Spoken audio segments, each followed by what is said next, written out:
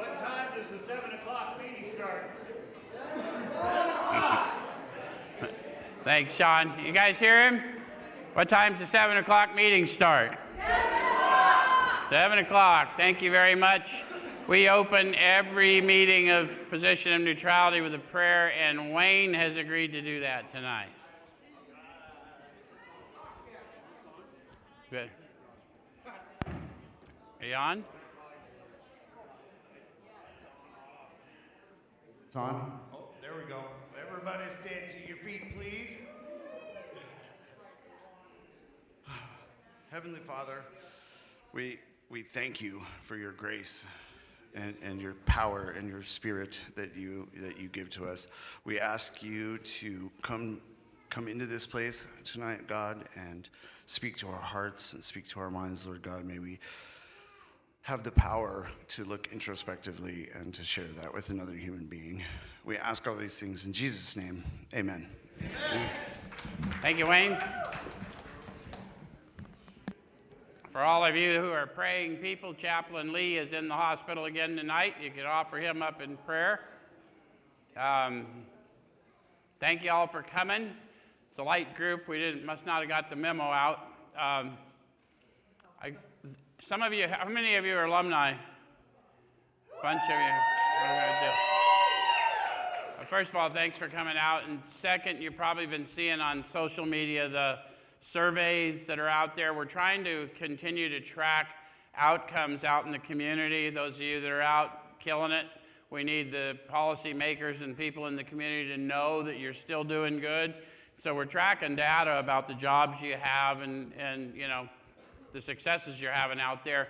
So it has nothing to do with the stuff we had to do with access. I know I've seen some of that chatter.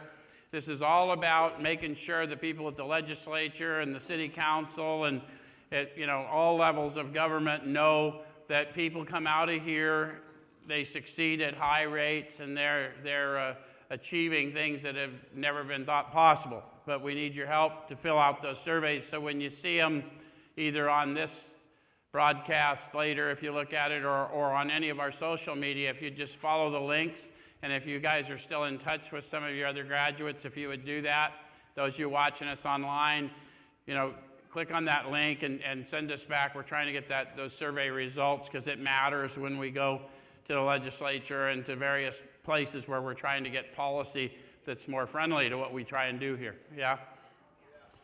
So, how many of you are here for the first time tonight? Okay, good. So, first of all, welcome. And second, let us warn you in advance, you're liable to experience us just a little different than other meetings of other fellowships that you may have attended. And the primary reason that's liable to happen is that we intend for you to have a different experience here.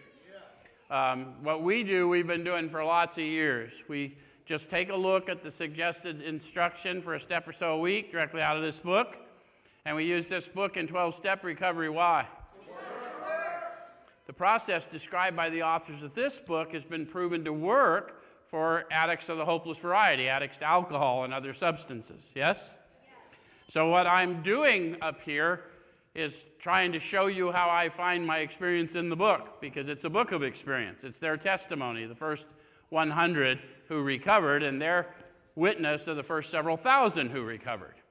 So I'm going to try and show you how I find my experience, and I'm going to encourage you to have your experience, and if we both do our job, we'll share a spiritual experience in this room tonight. How many have you been there before and can witness to these folks that happen? So those of you that are online, they raised their hands, signifying when we speak to you of a spiritual experience in 12-step recovery, we're talking about a sensory experience, tangible. You will feel it. When you do, I'll know. And I'll call it to your attention, because we would cheat you to talk to you about the power we call God without giving you a demonstration of that power. And we got this little thing we do here, if you've never been here before. When I say God, you say power. Because some people come here and they're confused about certain theological concepts, and they don't understand we're talking about tangible sensory power to restore, to redeem, to recreate. Yes? Okay, so tonight we're in steps 5, 6, and 7. And we're in the chapter, to Sean's point, entitled Into Action. Sean brings up a good point. You notice how we went from how it works into action? Do you know why? How many of you tried to think your way into better acting in your active addiction? How many of you struggled with that? So we are a class of people who cannot think our way into better acting. We have to act our way into better thinking. Does that make sense? So they didn't put a chapter in here into thinking. They went right into action. Make sense? Okay. So starting with the top of the page, having made our personal inventory, what shall we do about it? How many of you have made a personal inventory? How many of you had someone helping you decide what to do about it? How many of you have tried to do it without someone helping you? Well, I think people feel a little ashamed of that, but the truth is, if it's something they told us last week, it's something most of us have never attempted, there is no reason you should know how. There's absolutely no reason you should know how. And those of us who have done it before that are trying to guide you, we don't know what's in your inventory, but we can show you what's in ours. We can show you how to get to a product that's going to help you with the rest of the steps. Does it make sense? Okay. So it says we've been trying to get a new attitude, a new relationship with our Creator, and to discover the obstacles in our path. Is that what you've been trying to do? Nobody's saying nothing. It's a light crowd tonight. I don't know what happened. A lot of people don't get that because they come here atheist or agnostic. Of the first 100, about half of them were atheist or agnostic. But their experience through this process changed their mind. They witnessed to that. So what we're saying to you now is, as someone who once had doubts, the reason I wanted a new relationship with Creator is someone explained to me that my relationship with creation was my relationship with Creator. So if I'm having a tough time in creation, might want to check in with Creator. Whether or not I believe doesn't matter. I'm just being honest. I'm having a tough time in creation. Fair enough? Okay, so that's why I might want a new relationship with Creator, because I'm having a rather rough time in creation. All right, so then it says, and to discover the obstacles in our path. We have admitted certain defects, and we've ascertained in a rough way what the trouble is. We've put our finger on the weak items in our personal inventory. How many of you ascertained in a rough way what the trouble was as you went through a fourth-step inventory? Pretty rough for some of us, right? But, okay. So this is, now these are about to be cast out. You notice how it doesn't say you're going to cast them out or I'm going to cast them out? The truth within you is going to cast them out. Does that make sense? Okay. So this requires action on our part, which when completed, will mean that we've admitted to God. We got a lag. That was like the wave. Want to try it again? We've admitted to God, to ourselves, and to another human being the exact nature of our defects. This brings us to the fifth step in the program of recovery mentioned in the preceding chapter. So in the preceding chapter, how it works, they went through the whole process, yes? Yes. Okay. So this is perhaps difficult. Why do you think the very next thing they told us was that this is perhaps difficult as they presented this next action step to me? How many of you looked at the steps on the wall before you were exposed to it, and you saw that you were going to have to tell somebody about all that stuff you did? I'll take that to the grave.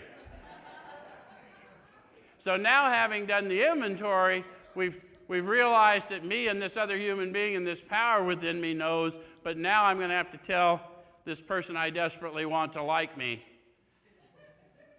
Any of you know what I'm talking about? Okay. Especially discussing our defects with another person. We think we've done well enough admitting these things to ourselves. How many of you have had that happen to you? This can be a little secret between me and the big fella. They don't need to know about that. How many of you have done a fifth step? How many of you tried to hold it back? Were you surprised when they said, "What are you holding back?" Remember how I told you the experience of the Spirit is tangible? Guys, don't let fear steal from you a better version of you. The person you're sitting with knows if you're holding back. Because when you let it go, we get a hit of the Spirit. Let me tell you something about me you may not know. No one has ever stolen a hit from me I didn't know. Yeah. I know if you hold my hit. Any of you heard of fifth step? No, I'm not lying? Oh, yeah. We know. Okay. All right. So there's doubt about that. In actual practice, we usually find a solitary self-appraisal insufficient. They're also talking to you about the manner of living going forward. So even after you've done a fifth step, there may be, as you're going through in your 10-step disciplines and you're starting to grow in the all-inclusive nature of it, you may try and solve a problem in your mind rather than cop to who you are, and you may have difficulty solving it without getting an outside perspective. Does that make sense? I'm trying to help you understand. These are practices we learn here. We're just going to get disciplined in them in the later steps. Okay, so many of us thought it necessary to go much further. We'll be more reconciled to discussing ourselves with another person when we see good reasons why we should do so. So those of you that are afraid to move forward, would it help if we gave you some good reasons why you might want to do so based on my experience?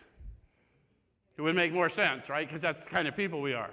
I'm not going to tell you what you need to do, but I'm going to tell you I once thought and felt as you did, but I doubt I'd have made the progress I have had I not taken action. Here's the action I took.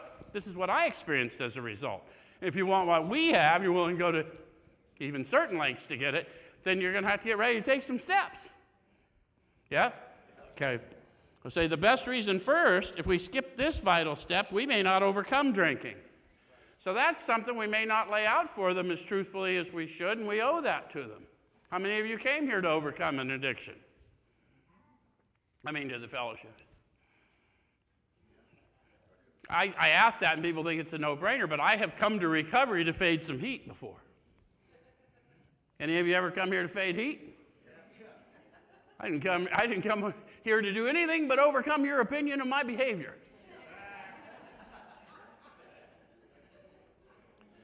So I need to judge how serious you are. You really want to overcome your addiction, you want to do this. If you're not, then do you, boo, right? Okay. So time after time, newcomers have tried to keep to themselves certain facts about their lives. Any of you had some certain facts about your life you just soon kept to yourself? Let me talk to you about the gravity of that. Doesn't matter to me if the Spirit sent me and you together what you've got to say. Because it's none of my business. I'm just here to help you process through it. There's nothing you're going to say that's going to disturb me. There's probably nothing you're going to say that I haven't heard. But the reality is, if you won't tell me who loves you enough to let me carry your burden for you while you walk through it, then you're never going to use it to help up the sick and dying man or woman. And if you don't do that, you'll never get the healing you need. Because you're not going to get the healing because you told me. You're going to get the healing when you find somebody dying of that very thing and said, God meet you right where you are, and he sent me to you because he knew where I'd been and he knew where you are, and we're going to walk out of here together. Does that make sense? Okay. So then it says, trying to avoid this humbling experience, they've turned to easier methods. Almost invariably, they got drunk. Again, we may not overcome our addiction if we don't dig in. That's all. Okay. So having persevered with the rest of the program, they wondered why they fell. How many of you have had that issue? Did everything you thought you were supposed to do and then got spun?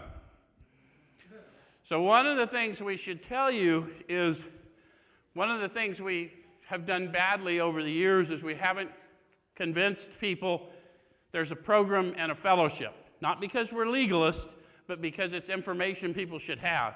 Sitting in rooms is not being in the program, even though that's how we say it. You can be in the fellowship and not be in the program. But if you're in the program, it's a manner of living, and it goes on for life. So there is no rest of the program, because the decision I made in 3 was that I would advocate for my brother or sister as long as I had breath in my lungs. Yeah. So as long as I'm still sucking air, I ain't done. Does that make sense? Yeah.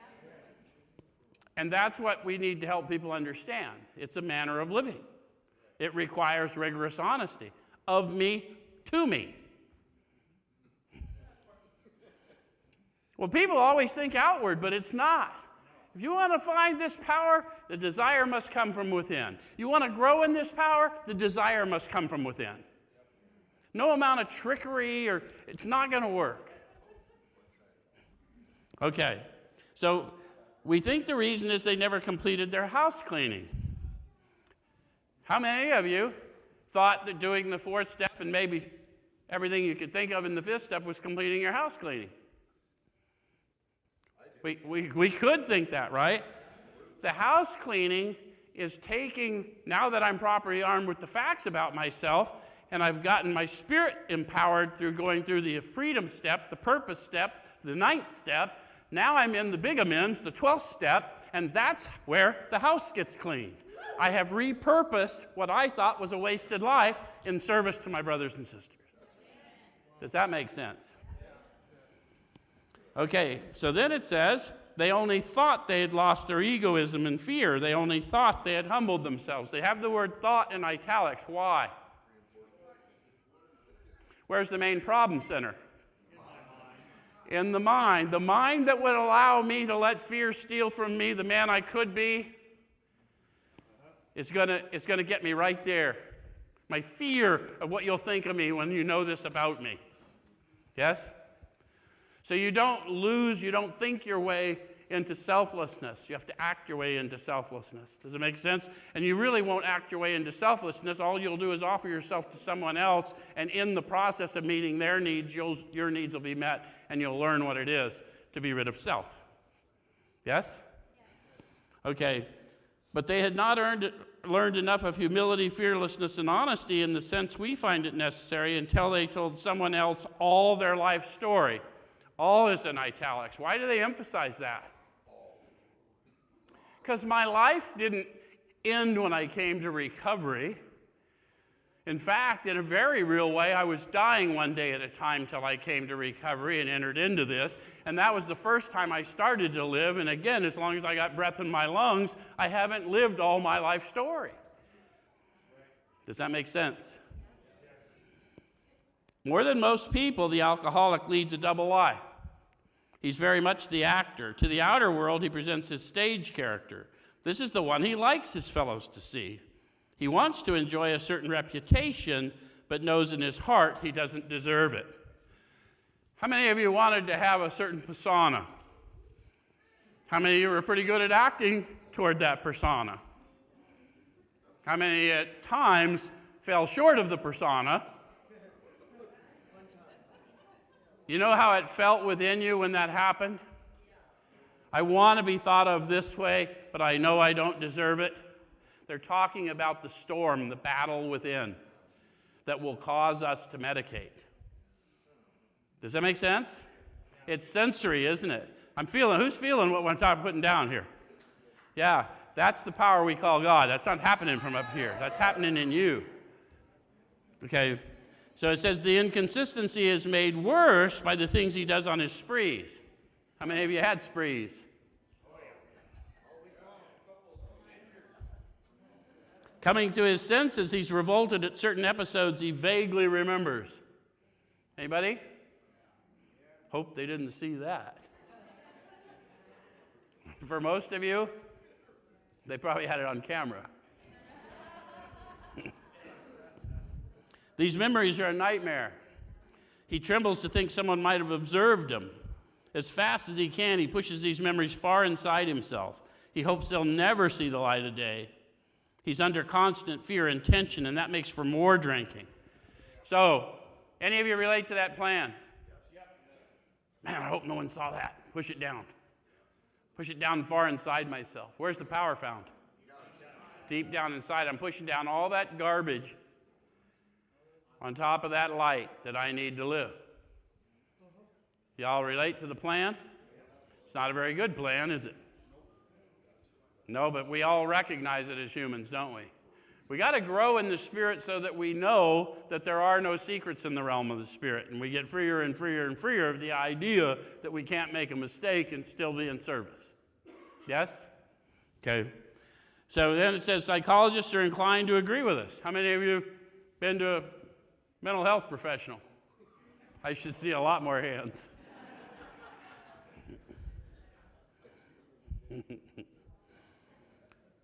How many of you spent a bunch of money or spent a bunch of the insurance company's money on healthcare professionals?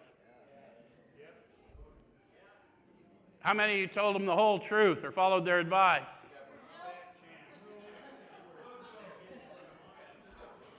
Let's see what the author said they did.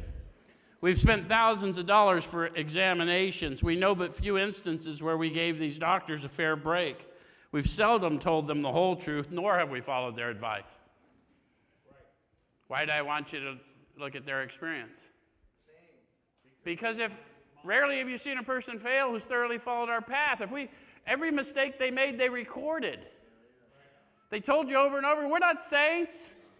Point is, we're willing to grow. So we just want you to get honest, and this is why we share our experience and not our opinion. Not because we're legalists. What good does an opinion do for a guy like me who lies to get the opinion he wants? I can't be the only one in the room.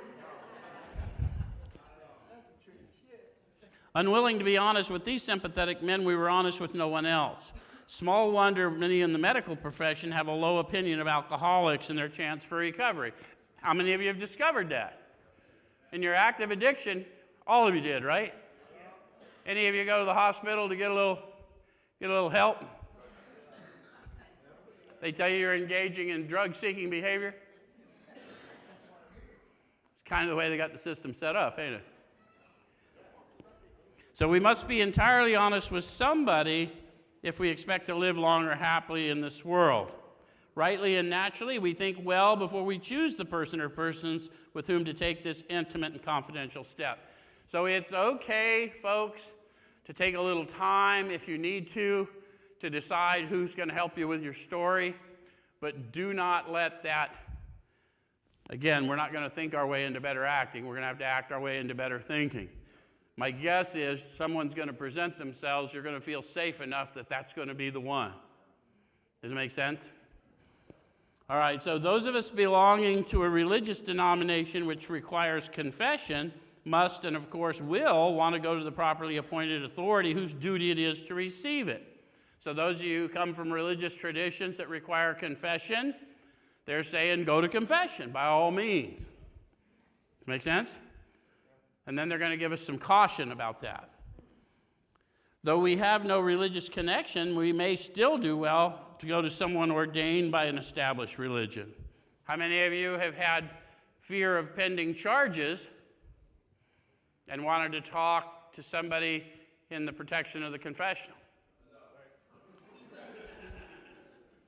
Well, I've met lots of them, quite frankly, and it's none of my business. You can tell me what you want to tell me, or you can not tell me, but if you need to talk to clergy, as long as it's not an active crime you're talking about, you're probably going to be fine. They're going to protect you, okay? Because they're not bound to. If you tell your behavioral health professional that, we're going to be obligated to turn you in certain things, because we're mandated reporters, just so you know. That's why I'm not a clinician and I am a clergy here. Just so you know. I know a lot of shit about a lot of people. That's true. Of course, we sometimes encounter people who do not understand alcoholics. So it's possible that your priest, minister, or rabbi may not understand the nature of your addictive disorder, and if that be the case, you may not get the full effect of what you're trying to get. So do not replace your AA practice with religious practice, nor your religious practice with AA practice. Do them both. Get it all. If someone offered you 2 hits, 1 in each hand, would you squawk at taking both? Well, then stay the way you've always been. Get 2. Be a double-fisted stepper. Okay. All right. So if we cannot or would rather not do this, we search our acquaintance for a closed-mouth, understanding friend. How many of you are now have had a spiritual awakening as a result of the steps and now works with others? Bunch of you. So that's what we're trying to grow into, is a closed-mouth, understanding friend. How many of you would have to admit when you first got here, you were neither terribly closed-mouthed nor understanding? How many of you have grown in being able to be quiet and have had understanding flow into you that, although in you, was not of you? Now you understand why every step it says, as we understood him, because the God I understood then is not the God I understand now. It's never been a God of my understanding. It's been a God of my experience. And then once I got in relationship, he gave me his understanding. Does that make sense? Okay, so perhaps our doctor or psychologist will be the person. It may be one of our own family, but we cannot disclose anything to our wives or our parents which will hurt them and make them unhappy.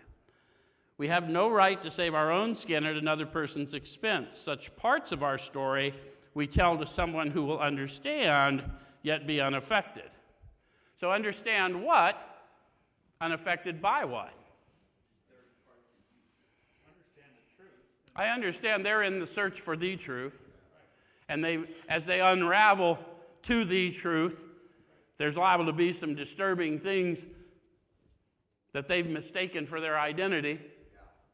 And I understand they're in their search for the truth, and I'm unaffected by the process through which we get them there. Does that make sense? So it says, the rule is we must be hard on ourselves, but always considerate of others. Notwithstanding the great necessity for discussing ourselves with someone, it may be that one is so situated that there is no suitable person available. Do you think that's true in Phoenix, Arizona today? Yep. Maricopa County Jail. Sean brings up a good point. When people are in custody and they don't really have any privacy, it may not be smart or wise or safe to have a bunch of stuff on paper that, right? So they're going to talk to us about the experience of prepping. And I've worked with people that did not have that problem. They simply did not feel safe. And one of the things that was impactful to me when the guy who took me through the steps, he asked me, how do you feel? I said, I don't feel safe. He said, if you don't feel safe, you are not safe. Let's keep you moving. So what I would say to anyone that's working with somebody who doesn't feel safe, let's find out if we can, what action can we take to get you feeling safe? Does that make sense? Because we don't need to do anything until you're ready, because it won't work till you are, right? Okay. So it may be the one so situated there is no suitable person available. If that's so, this step may be postponed. Only, however, if we hold ourselves in complete readiness to go through with it at the first opportunity. If someone's telling you that and they are sincere, you'll know. And if they're not sincere, it doesn't matter. You can't lie to me without my permission. I'll still know, and I'm okay to leave you there. I mean, I wish I didn't have to, but I'm not so silly. It's not my power you're seeking. Okay? So we say this because we're very anxious that we talk to the right person. It's important that he be able to keep a confidence, more job description for those of you that are growing into people who help other people. Be able to keep a confidence that he fully understand and approve what we are driving at, and that he will not try and change our plan. Whatever your plan is, we're not going to try and change it as we're taking you through it. If it's a silly plan, we may ask you a few questions. Because none of us that have been in it deep have the delusion that we're all really cognitively able fresh out of addiction. I mean, I have people talk to people sometimes that makes it, well, that doesn't make any sense. Well, of course not. Nothing about my life prior to going through this process and meeting this power made any sense, ever. And it wasn't that I wasn't logical. Okay, so when we decide who is to hear our story, we waste no time. There's a clue for you. If you've decided, it's probably already coming out of you by the time you realize you've decided. We have a written inventory and we're prepared for a long talk. In modern fellowship, the likelihood is you won't have written it. Someone will have sat down and helped you do that, and then you'll already be in the preparatory process, but just so you know. And when you're working with somebody, oftentimes you think they would have one ready for you, but they don't know how. So you're going to have to sit down and help them. But I always let them try before they tell me I don't know how, because if they don't learn to ask me they don't know how, they're never going to learn to ask God in them they don't know how. Does that make sense? All right, so we explain to our partner what we're about to do and why we have to do it. What are we about to do and why do we have to do it?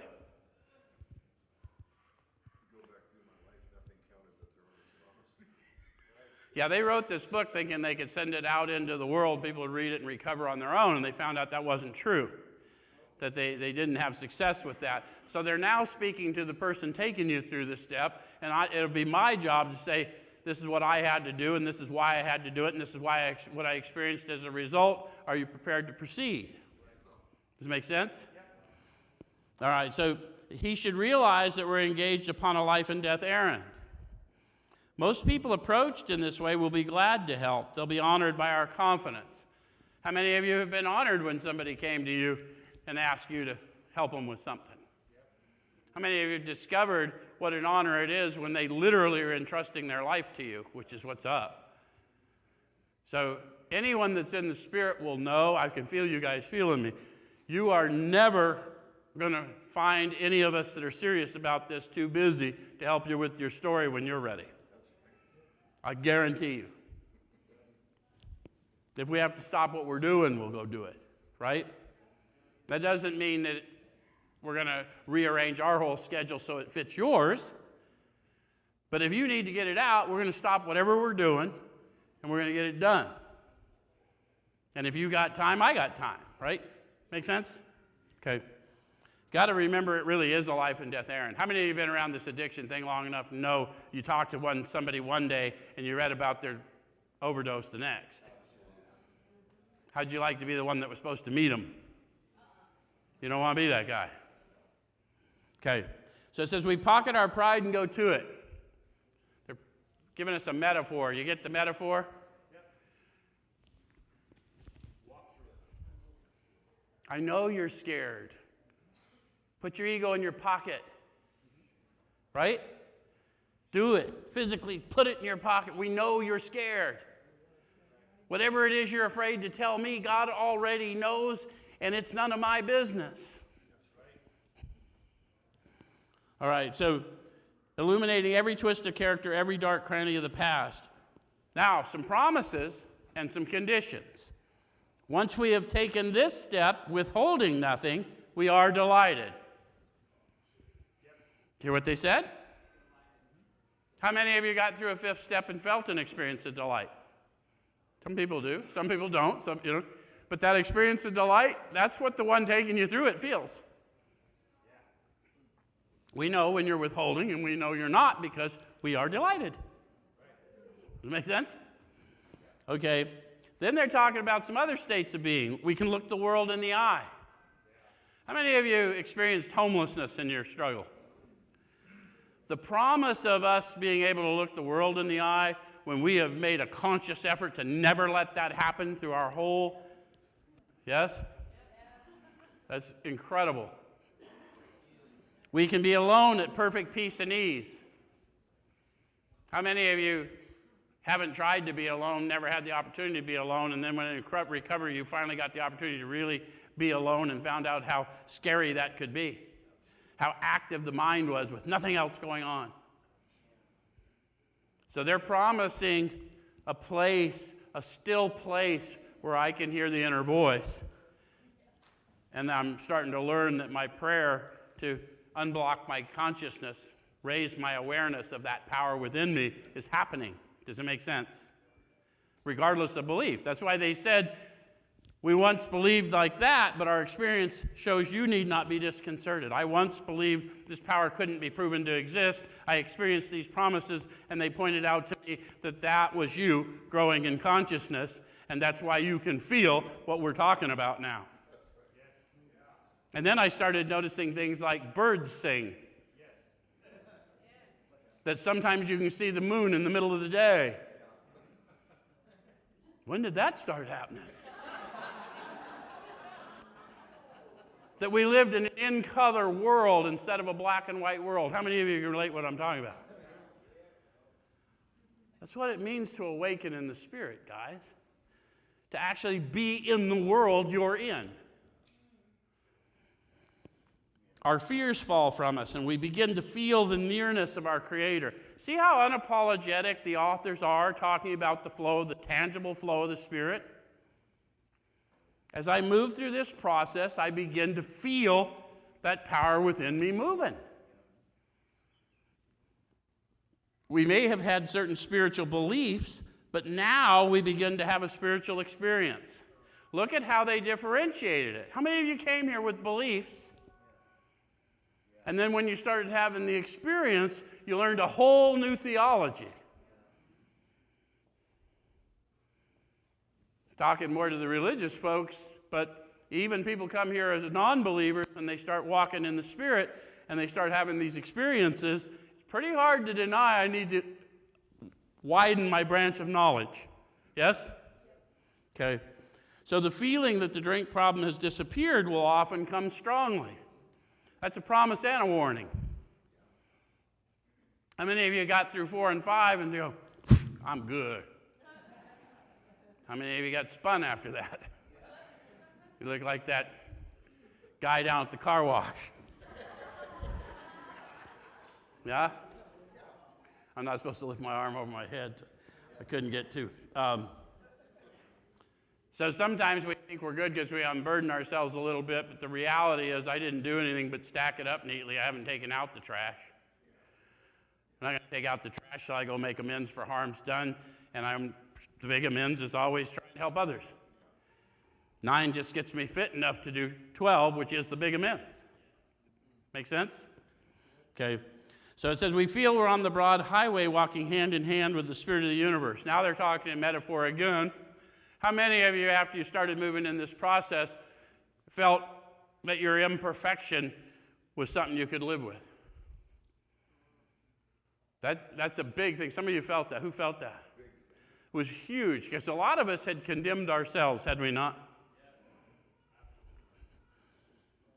So returning home, we find a place where we can be quiet for an hour. That's pretty specific. How many of you have never tried to be quiet for an hour? Not unless you're out, huh?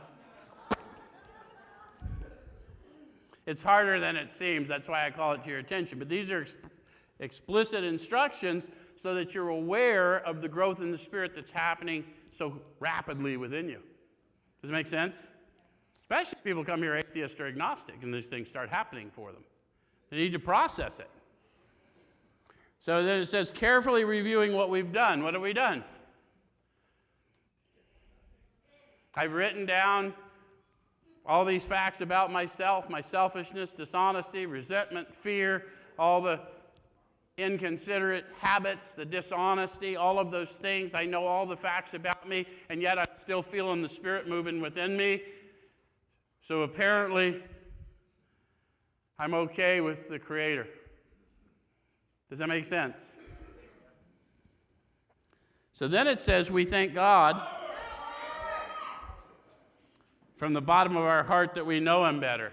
For people like me who came here with not so good of beliefs, that was the first honest prayer I ever said. Because it was told to me that power I had felt flowing and moving through me, and that the man taking me through had been experiencing powerfully, that power was God. And so when I said the prayer this time, I wasn't looking on hilltops or clouds. I was speaking to that quiet voice within. Does that make sense? So then it says, taking this book down from our shelf, we turn to the page which contains the 12 steps. Carefully reading the first 5 proposals, we ask if we've omitted anything, for we're building an arch through which we shall walk a free man at last.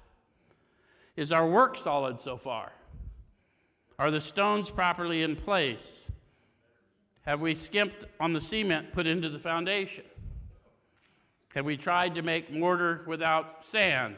So let's go back to 58. 59. I was just seeing if Sean was awake up here. Sean, yeah, it's late for you, Sean. Okay, so step 1, we admitted we were powerless over alcohol, cocaine, methamphetamine, heroin, fentanyl, insert whatever. Powerless when? When I'm using it, when I'm not using it. It's kind of a high standard, isn't it? Dash, that our lives had become unmanageable.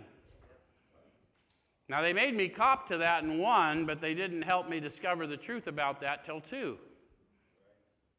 You want to look at what they said in that? Let's go look on page 52. So the middle of page 52, when we're talking about we agnostics, we start talking about these difficulties that have plagued my life.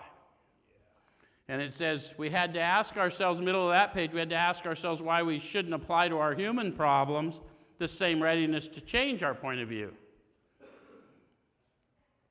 We were having trouble with personal relationships. We couldn't control our emotional natures. We were prey to misery and depression. We couldn't make a living. We had a feeling of uselessness. We were full of fear. We were unhappy. We couldn't seem to be of real help to other people. See, that's my human problems. And alcohol and methamphetamines and cocaine were my solution for that until they weren't. Does it make sense? Which explains why I could sober up, but then I would twist off again, because this had not been addressed. Does that make sense? Okay, so are we on the same point? We're still okay with that admission? All right, then step 2 says we came to believe that a power, you're supposed to say God now, that a power greater than ourselves could restore us to sanity. Why is it so important that we get you thinking of tangible power and not the word God that might push you off? Because power is something we're all used to seeking too. I've been seeking power in the world. It's what got me into some of the pickles I got in. I looked for power in syringes and pipes and bottles too. And now they're telling me I was looking in the wrong place. I got to look within. And they told me where I was going to find it and how I was going to find it. How am I going to find it? Deep down inside, and sometimes I'm going to have to search fearlessly. They told me that very clearly, didn't they? And they told me the reason I didn't know about it being there is that it was obscured. That power and purpose was obscured by calamity, pomp, and worship. All the more reason I did this inventory to see what that looked like, yes? Okay. And it says it could restore us to sanity. That's not a high bar. I encountered this power, and I'm willing to believe it could restore me. But it's important for you to understand when we talk in 12-step recovery what we're talking about with sanity and insanity as opposed to what you hear in our fellowships. How many of you have heard the thing in the fellowships? Well, insanity's doing the same thing expecting a different result. Well, that's not alcoholic insanity. Because any of you that took it as far as I did, we did the same thing with no expectation of a different result. What they said to me about this alcoholic insanity is it's a lack of proportion, the inability to think clearly. So I thought temporary comfort was worth losing my business. I thought temporary comfort was worth losing my family. Or I didn't think that at all. I just thought, that what could one hurt? Even though I had thousands of experiences of what, number one, there's no such thing as one with a guy like me. Anyone else? The treatment centers used to say, what's your drug of choice? More. Not to be glib, I just wasn't picky. Anyone else? What's your drug of choice? What you got? Okay. So I need to be restored to sanity. I'm hoping this power can straighten out my lack of proportion. How many of you got your world pretty small in your addiction because nobody wanted to be around you anymore? How many of you found out when you started living a manner of living where you thought of others and how to meet their needs, your world got bigger? Then it's pretty hard to have your lack of proportion shrunk again as long as you stay in the manner of living, isn't it? Remember how they told you it was insurance? It's insurance because the bigger you build your world, the harder it is to lose proportion. Does it make sense? All right. So, based on that encounter, made a decision. What is evidence of a decision made? Don't tell me you've made a decision if you don't have an inventory. If you're not, do you see what I'm saying? Not mad at you, but action taken is evidence.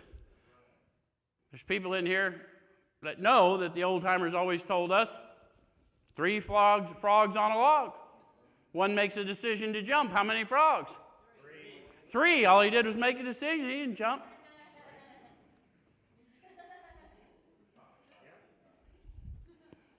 To turn our will and our lives over to the care of God as we understood him. Guys, over the years, people have made that up too, and they've said a God of your understanding. That's not what they said. At this phase of your development, they're telling you of how they understood the experience. They said half of them were atheists or agnostics in the beginning. The God of their understanding did not exist, but they got shown this experience. And as they grew in the experience, understanding came into them. Don't believe the nonsense we hear in our fellowships. Our fellowships are not our programs. Ain't mad at them, they're just repeating what they've heard. But if you read the book, which is the witness of the first 100 and their experience with the first several thousand, what I'm telling you is absolute fact. And they'll later talk to you in a vision when you're out and you've already done all this work. Abandon yourself to God as you understand God. But that's in a vision when I'm out ministering and I'm his hands and feet. Whole different experience of thinking it's a light bulb or a chair. Does that make sense? Okay. And I can show you all these parts of the book if you think that crazy fucker's just lying to us. Because I have a fairly good grounding in what this book says, and the book that founded this, I can tell you a little about that too. Okay, so then it says, made a searching and fearless moral inventory of ourselves. By this stage, we should have done that. Yeah? And then it says, admitted to God, to ourselves, and to another human being, the exact nature of our wrong. That admission to self is the thing where sometimes people don't feel the delight, because even though they told us everything they had to tell, they were still holding themselves condemned because they hadn't really understood the admission of powerlessness. And it's not an excuse. We've all conducted bad behavior, but I'm powerless to change how I behaved a year ago. The only thing I can possibly do is ask for power to grow into a better guy and hopefully help someone else either heal from what I did to those others or avoid those experiences going forward. But if I don't internalize that the manner of living needs to be activated for me to get the promises, I may still be holding on to guilt, shame, and remorse right here at 5. Does that make sense? And if you're working with somebody and you're feeling them, but you can tell they're not feeling what they need to be feeling, then let's deconstruct it a little bit. Just a few more questions. Does it make sense? God met you where you are, right? You're good with God. You're good with me. Why aren't you good with you? Make sense? Okay, so then we're going to go over to page 76. If we can answer to our satisfaction, we then look at step 6. So did we get through all those questions and I'm still good with my decision? My eyes are now open. In 3, I made a decision to go get my eyes open. In 4 and 5, my eyes are open. I know what I did, I know who I did it to, and I know what I'm going to need to go admit to them, and then they'll tell me what I got to do to make it right. Right? So it says we've emphasized willingness as being indispensable. You get that? Willingness is indispensable. Are we now ready to let God remove from us all the things which we've admitted are objectionable? Question mark. There's always a question mark because that's the time to go introspective. Eyesight without insight is spiritual blindness. Am I now ready to let Him remove it from me?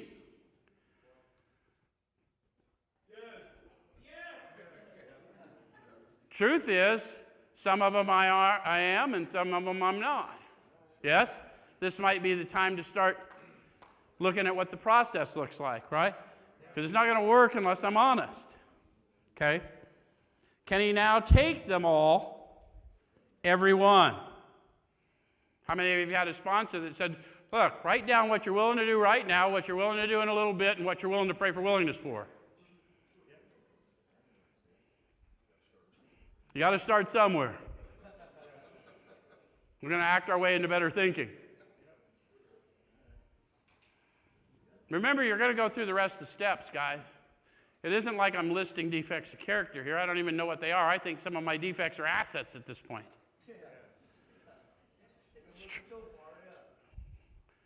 Yeah. Yeah. The way I meet all of you guys working real good.